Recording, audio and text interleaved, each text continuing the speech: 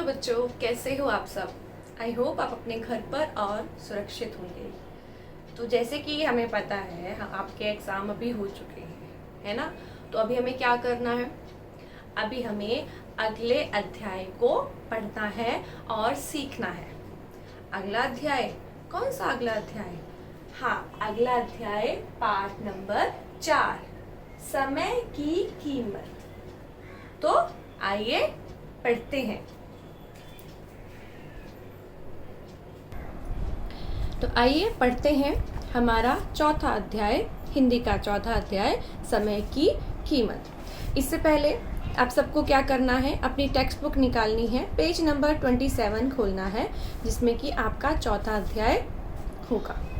तो आप सबने खोल लिया? Very good. अभी अपने पास पेंसिल रखिए, रबर रखिए, जैसा कि आपको बताया जाता है। साथ साथ में आपको पहले तो सुनिए ध्यान से, उसके बाद क्वेश्चंस होंगे तो आप उसको नोट भी करेंगे। तो आइए शुरू करते हैं। जैसा कि देखिए पहले पेज पर लिखा है व्याकरण बिंदु। ये सब क्यों दिए होते हैं? बिकॉज ये आपके लेसन में ये पॉइंट्स, विलोम शब्द, वान जोड़ना, ये सब क्रियाएं आपके अध्याय में की जाएंगी। तो आइए चैप्टर शुरू करते हैं। जैसा कि आप देख रहे हैं, पिक्चर्स दी गई हैं। कौन है ये? जानते हैं ना आप? गांधी जी। उनको बापू गांधी भी बोलते हैं। तो शुरू करते हैं। बच्चों, क्या आप अपना हर कार्य समय पर करते हैं? हमें सदा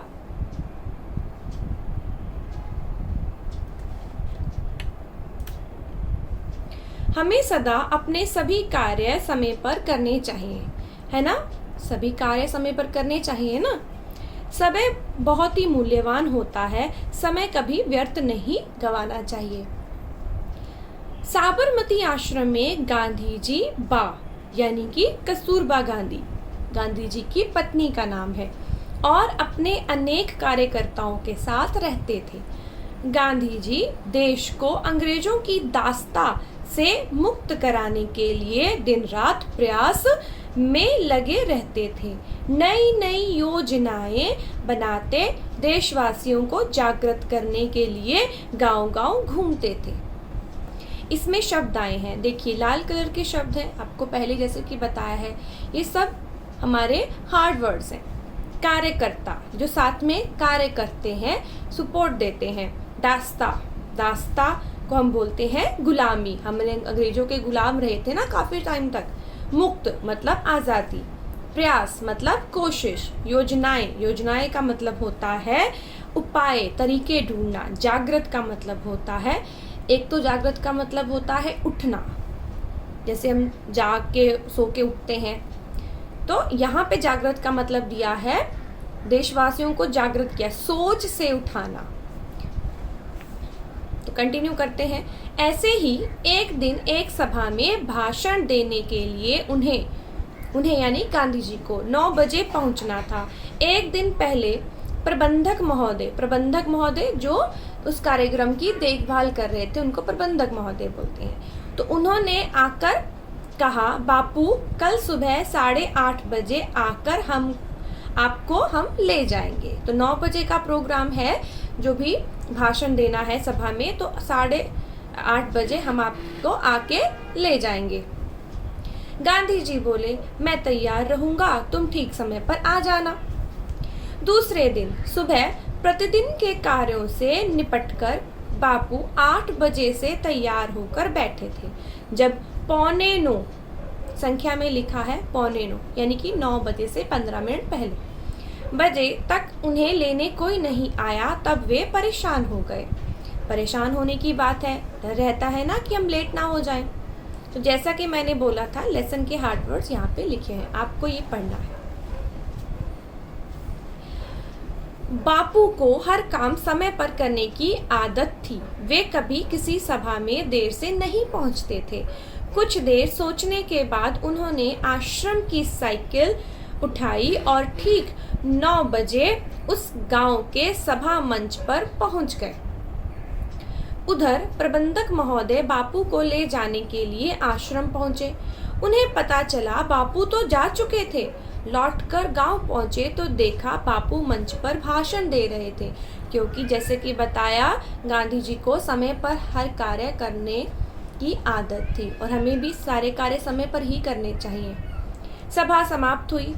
प्रबंधक महोदय ने लज्जित मतलब शर्म आ गई उनको, लज्जित होकर देर से पहुंचने के लिए बापू से क्षमा मांगी। बापू बोले, एक बात सदा याद रखो, समय बहुत मूल्यवान है। यदि मैं आप लोगों की प्रतीक्षा में बैठा रहता तो यहाँ कितने लोगों को मेरी प्रतीक्षा करनी पड़ती, इस तरह कितना समय बर्बाद होता। आप सब यदि अपने देश को लगभग स्वतंत्र करवाना चाहते हैं तो हर काम समय पर करने की आदत डालिए। प्रबंधक को बापू की बात समझ आ गई। तो देखा आपने, समय कितना महत्वपूर्ण है। अगर हम अपना काम समय पर नहीं करेंगे तो उस काम से जुड़े लोगों को भी हानि होती है। यहाँ पे शब्द है मूल्यवान, नीचे दिया गया है, देखिए मूल्यवान का मतलब होता है कीमती। वापस से देखते हैं। मंच, ऊंचा बना हुआ स्थान जैसे कि स्टेज। लज्जित, शर्मिंदा। मूल्यवान, कीमती। प्रतीक्षा मतलब होता है इंतजार। बर्बाद मतलब होता है व्यर्थ। ऐसे ही इस पेज के हार्ड वर्ड्स यहाँ पे लिखे हैं। आपको इनको कम से कम 2 बार पढ़ना है और लिख कर देखना है अगर आपको लिखना नहीं आता तो। ये लेसन का शॉर्ट में है, अगर आप चाहते हैं तो पूरा लेसन पढ़ना चाहिए, पर फिर भी आप इस शॉर्ट में लेसन को पढ़ के इस लेसन के बारे में अच्छे से एक बार फिर से ज्ञान प्राप्त कर सकते हैं। अभी लेसन 2 हो गया। हमने क्या सीखा लेसन से? संदेश है, समय बहुत मूल्यवान होता है, उसे व्यर्थ नहीं गंवाना चाहिए। सही बात है ना। अनमोल वचन, यानी कि एक आपको टिप दिया जाता है, क्या कि आज का काम कल ना करें, कल पर नहीं टालना चाहिए। आलस्य का परिणाम सदा बुरा होता है। अगर हम आज का काम कल करेंगे तो कल का काम परसों करना पड़ेगा, ऐसे ही काम बढ़ता जाएगा और बर्डन हम पर ही आता है। तो आज का काम आज ही कंप्लीट करना चाहिए। व्याकरण एक दृष्टि में, आपको याद होगा हमने पहले संयुक्त वर्ण पढ़े थे, तो ये उन्हीं में से आगे के वर्ण हैं। देखिए, क और त को प्लस किया तो उससे बनने वाला शब्द हमने बनाया है मुक्त। यहाँ पे संयुक्त अक्षर नहीं लिखा है पर शब्द बना दिए हैं। प और त समाप्त, स और व स्वागत, प और र प्रयास, ल और य मूल्यवान। इसको अच्छे से देखिएगा, समझिएगा। अभी आती है हमारी मानक हिंदी। मानक हिंदी मतलब हिंदी में शब्दों को सही तरीके से कैसे लिखते हैं। इंग्लिश में हम उसको स्पेलिंग बोलते हैं।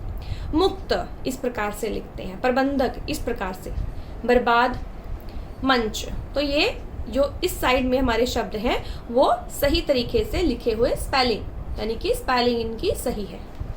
ये कुछ हार्ड वर्ड्स हैं, आपको एक बार पढ़ने हैं। साबरमती, आश्रम, अंग्रेज, जागृत, प्रयास, प्रबंधक, साइकिल, समाप्त, मूल्यवान, स्वतंत्र।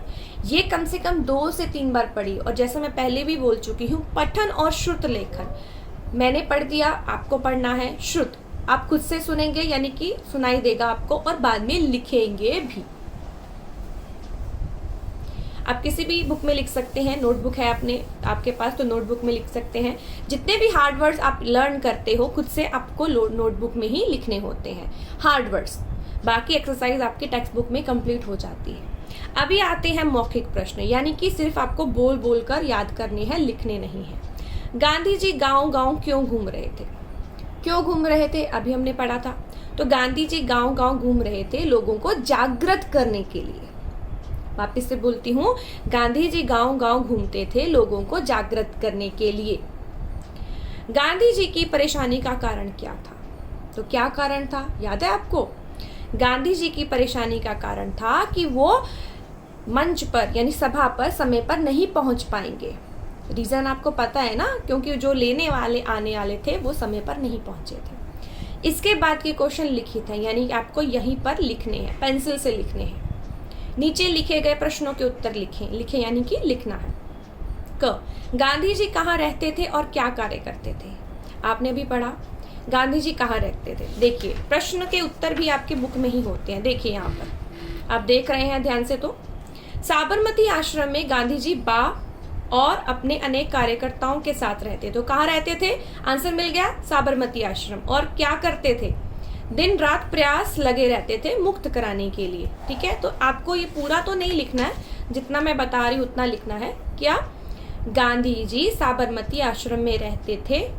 तो बाकी का क्वेश्चन क्या है? क्या करते थे? गांधी जी लोगों को अंग्रेजों की दास्ता, आप गुलामी भी लिख सकते हो, दास्ता नहीं लिखना है तो, गुलामी से आज़ाद कराने के लिए कोशिश करते थे। वापस एक बार बोल देती हूँ, गांधी जी साबरमती आश्रम में रहते थे और अंग्रेजों से हमें आज़ाद कराने के लिए कोशिश करते थे।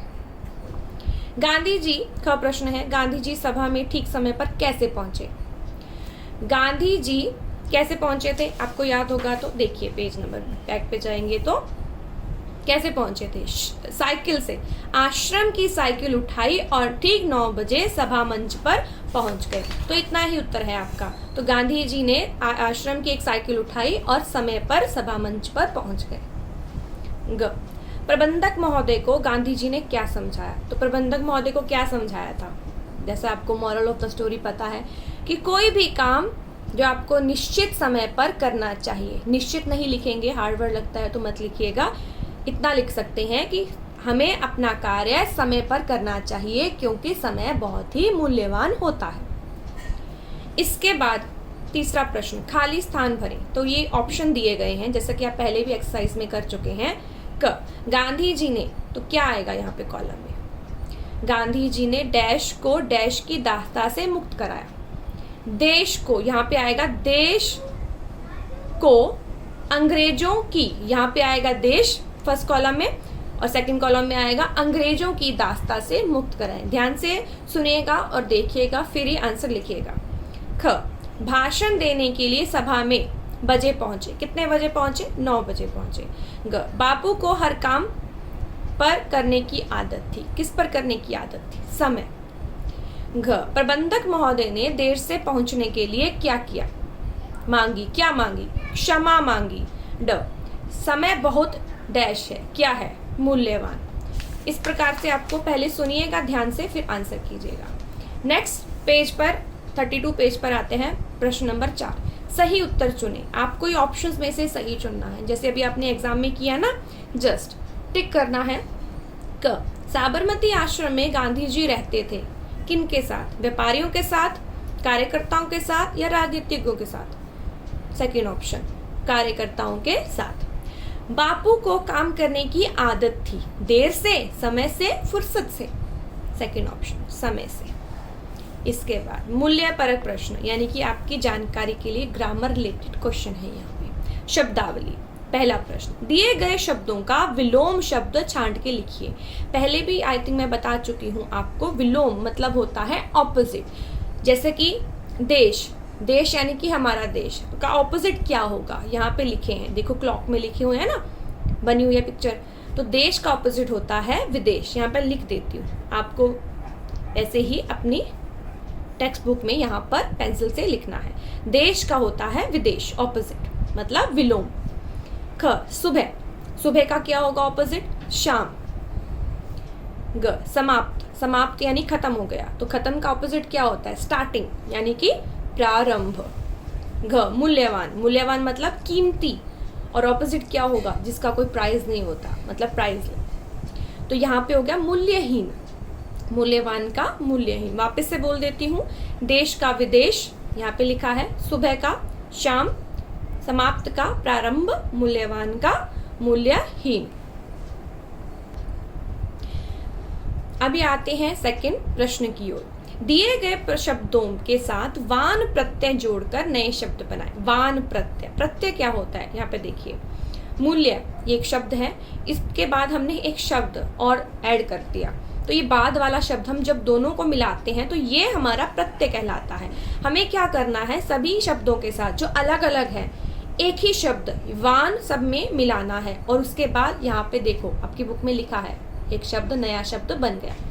मूल्य प्लस वान, मूल्यवान, तो ये प्रत्यय कहलाता है। यहाँ पे लिखेंगे भाग्य के साथ हमने ऐड कर दिया वान, तो हमारा हो गया, देखिए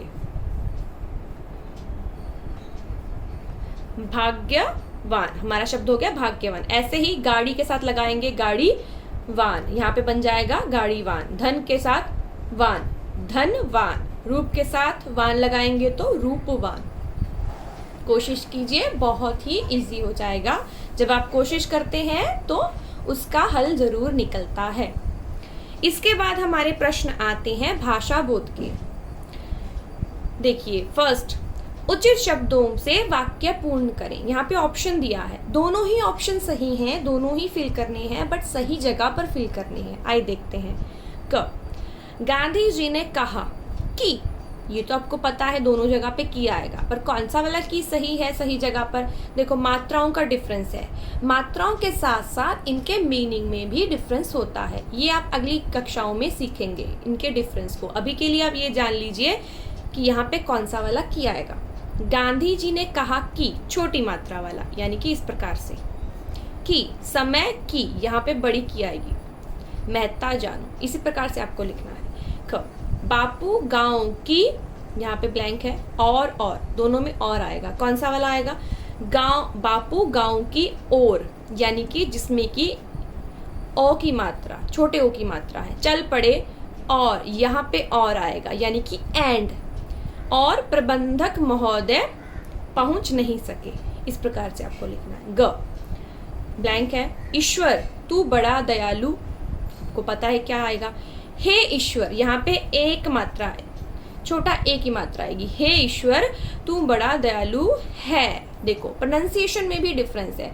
आपने पहली कक्षा में जो स्वर सीखे हैं उनका प्रोनाउंसिएशन सीखा है, तो आपको समझ में आएगा मात्राओं का डिफरेंस क्या होता है। इसी प्रकार से आपको अपनी टेक्स्ट बुक में लिखना है। दूसरा प्रश्न, उदाहरण के अनुसार क्रिया का अन्य रूप लिखें। उदाहरण क्या दिया है? करना। करना क्रिया होती है, यानी कि वर्ब होती है, तो हिंदी में उसको क्रिया बोलते हैं, वर्ब को। देखो, करना एक क्रिया है, उसमें क्या दिया गया है? करना का हमने इसमें बुक में बताया करूंगी लिखा है, तो बाकी क्रियाओं के साथ हमें सेम ही करना है। देखो, जाना का जाऊंगी, इस प्रकार से। लिखना का लिखूंगी, ठीक है, इस प्रकार से। ऐसे ही बाकी भी सेम तरीके से फिल होंगे। मैं बोलती जाती हूँ, आप ध्यान से सुनिएगा। सोना, सोऊंगी, जैसे ये लिखा ना, ऊ की मात्रा इस प्रकार से आएगी, सोऊंगी। खाना, खाऊंगी। बोलना, बोलूंगी। पढ़ना, पढ़ूंगी। जागना, जागूंगी।